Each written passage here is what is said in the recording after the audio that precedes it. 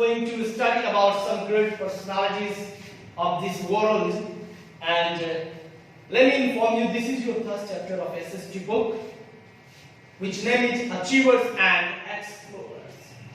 So achiever and explorers के अंतर्गत हम mother Teresa, Rabindranath Tagore, Swami Vivekananda, Marco Polo and Vasco da Gama के बारे में पढ़ेंगे. Several people left their mark. Several people left their mark through the ages.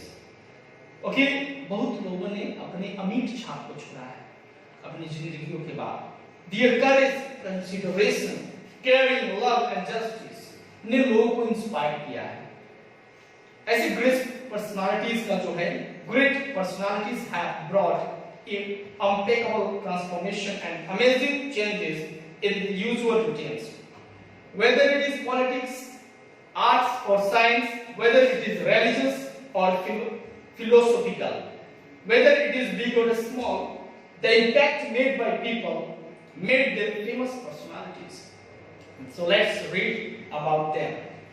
Okay? So firstly, we'll study about Mother Teresa. Mother Teresa को कौन नहीं जानता है?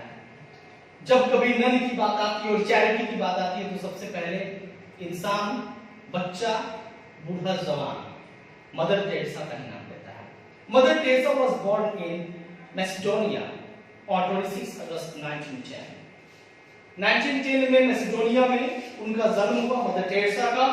At the age of 12, she realized that her calling in life was to help the poor and to spread the love of Christ. Christ के प्यार को, Jesus Christ के प्यार को, उनके बारे में, उनके मैसेज को या फिर पुअर को मदद करने के लिए उनका जन्म हुआ. उनको इनलाइटमेंट हुआ. कब उनको ये रियलाइज हुआ? जब वो 12 वर्ष की थी. She left her parental home, अपने माँ पिता का उन्होंने घर छोड़ दिया. When she was 18, she became a nun and joined the Sister of Loreto, an Irish community of nuns in Calcutta.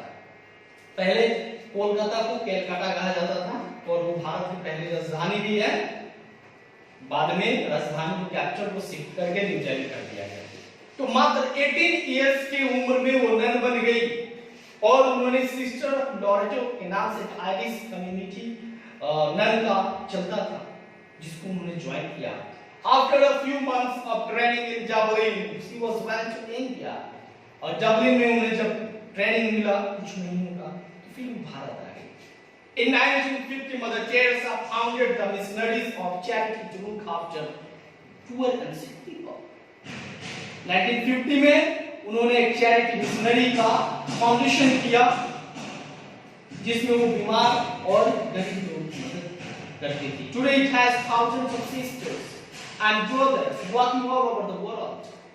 आज पूरे विश्व में हजारों नन हैं, मॉन्क हैं उसमें. मींस सिस्टर्स हैं, ब्रदर्स हैं. वहां के जो मेंबर्स होते हैं सिस्टर और ब्रदर्स होते हैं.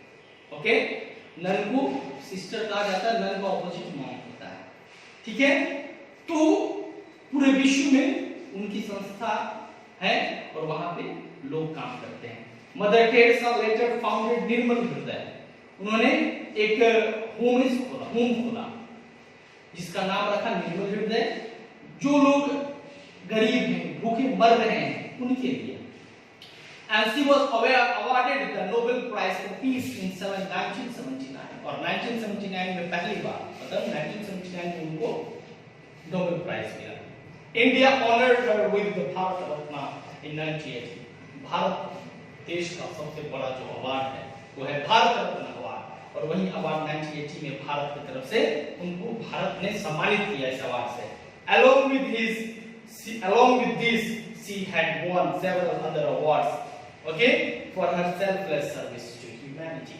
और मानवता की सेवा के लिए इनके अलावा बहुत सारे अवार्ड्स उनको मिले थे. हम आज भी मदर टेरेसा को याद रखते हैं. And now, अब जिस ग्रेट पर्सनालिटी की बात करने वाले हैं वह है रविंद्रनाथ टैगोर. कौन नहीं जानता रविंद्रनाथ टैगोर को? सब कोई जानता है. जहां पे इंग्लिश और हिंदी लिटरेचर की बात आती है तो रविंद्रनाथ टैगोर का नाम जोड़ दिया जाता है. He was born in Calcutta too in 1861. आप एक कॉमन चीज देख रहे होंगे, ओके। कैलकाटा यानी कोलकाता से बिलोंग करती थी कौन? Mother Teresa. और रविंद्रनाथ टैगोर भी कैलकाटा में उनका जन्म हुआ in 1861 and he was the youngest son of Rabindranath Tagore and Sarada Devi. Rabindranath Tagore RN. Tagore का ये माता जी का नाम क्या था? शारदा देवी और पिताजी का नाम Rabindranath Tagore. He was not sent to any school. It's amazing. It's a really surprise. मतलब ये सरप्राइज, कोई भी सुनकर शॉक्ड हो जाएगा कि अरे रविंद्रनाथ टैगोर स्कूल नहीं गए थे। Yes, he was not sent to any school. He was educated at home by the teacher. शिक्षक आते थे उन्हें पढ़ाने, घर पे नहीं उनकी पढ़ाई लिखाई हुई primary. Rabindranath was curious and creative child. वो काफी जिज्ञासु और काफी ज्यादा क्रिएटिव माइंडेड बच्चे थे वो। He had keen interest in literature, okay, and theater, dance, music. इन सब चीजों में काफी गहरे रुचि। उन्होंने बहुत सारे बुक्स भी लिखे, ओके, बहुत सारी कविताएं लिखी, बहुत सारी नोवेल उन्होंने लिखा, कहानियों को लिखा। And he was awarded the Nobel Prize in Literature in 1913 for his book Geetanjali. Geetanjali के लिए उन्हें नोबेल प्राइज से सम्मानित किया गया, ओके। उन्होंने क्या लिखा आपको मालूम है? हमारा नेशनल एंथम कौन सा है? जन गण मन अधिनायक जय भारत भाग्य विधाता। ये एक बंगाल में, बंगाली में एक सॉन्ग है उनका, पोएम है, एंथम है, अमार कुमार मंगला, समथिंग लाइक दैट, ओके। उसी का ये हिंदी वर्जन है। He was conferred with the knighthood by the British government. British government ने उन्हें नाइटहुड की उपाधि दी थी। ब्रिटिश गवर्नमेंट ने उन्हें नाइटहुड की उपाधि दी थी। और आपको जानकर हैरानी होगी कि जब जालियांवाला बाग मैसेकर हुआ था 1919 में, जब जनरल डायर के ऑर्डर पर हजारों निर्दोष भारतीयों पर गोलियां चला दी गई थी, हजारों लोग मरे थे।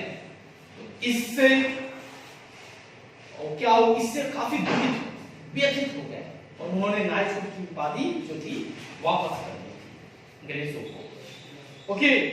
सो जन गण मन was composed bye Rabindranath Tagore, which is our national anthem, and he founded a school named Shanti Niketan. West Bengal में शांति निकेतन उन्होंने विद्यालय खोला जो कि आज विश्व भारती यूनिवर्सिटी के नाम से जाना जाता है। उनको गुरुदेव कहा जाता था। क्या कहा जाता था जी? गुरुदेव। एंड वो कब हमें छोड़कर चले गए? 7 अगस्त 1941 को। लेकिन उनके थॉट्स और आइडियाज आज भी करोड़ों इंसानों को सफल बनाया है। And now next we'll talk about one and only greatest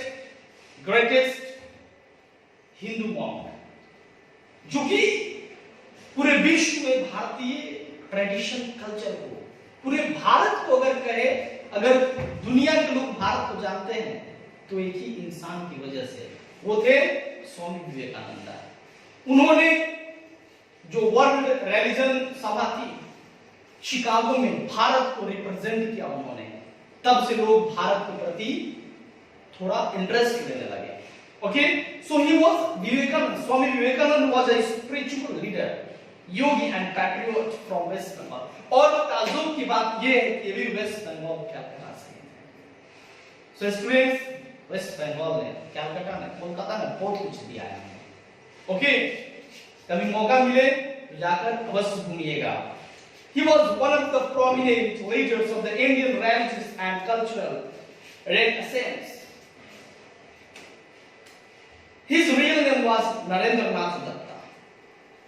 He was one of the prominent leaders of the Indian religious and cultural renaissance, and his real name was Narendranath Datta, and he was born on 12th January 1863 in Calcutta.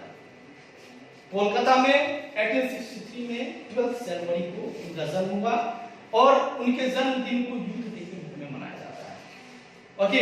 From an early age he displayed signs of great compassion and also the qualities of a natural leader. He had a sharp intellect and developed literature from the both east and west. This included Western philosophy and the great English poets, okay.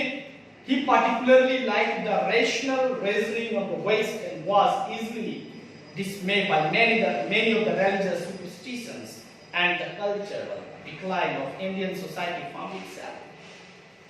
So students, उन्होंने बहुत कुछ किया हमारे लिए। क्या किया?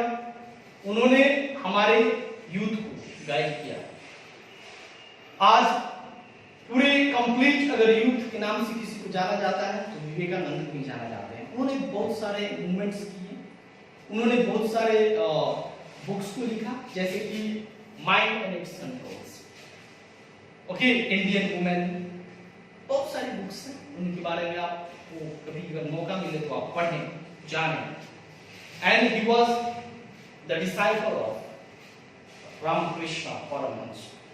रामकृष्ण परमहंस के वो प्रिय शिष्य थे। ओके, 1893 में शिकागो में, जैसे मैंने बताया, उन्होंने parliament of all religion of the world जो हेल्ड किया गया था 11 सितंबर को, उन्होंने अपना हिस्टोरिकल स्पीच दिया था। ओके, 1897 में उन्होंने रामकृष्ण मिशन की स्थापना की, जो कि इंडियन सोसाइटी को सर्व करने के लिए था। ओके, उनके बुक को आप पढ़ सकते हैं, योगा, राजयोगा, ज्ञान योगा, उन्होंने बहुत सारी किताबें लिखी हुई हैं। And now we will talk about Marco Polo. Marco Polo was a merchant and explorer who traveled throughout the Far East and China for much of his life. Okay, ये क्या थे? मार्को पोलो मर्चेंट थे और explorer थे।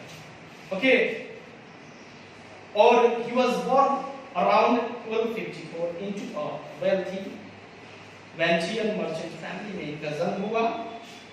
Okay, so students, वो China के लिए कब निकले थे?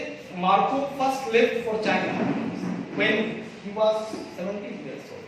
17 साल की उम्र में वो चाइना के लिए निकले हुए थे। अपने पिता के साथ उन्होंने बहुत सारी यात्राएं की।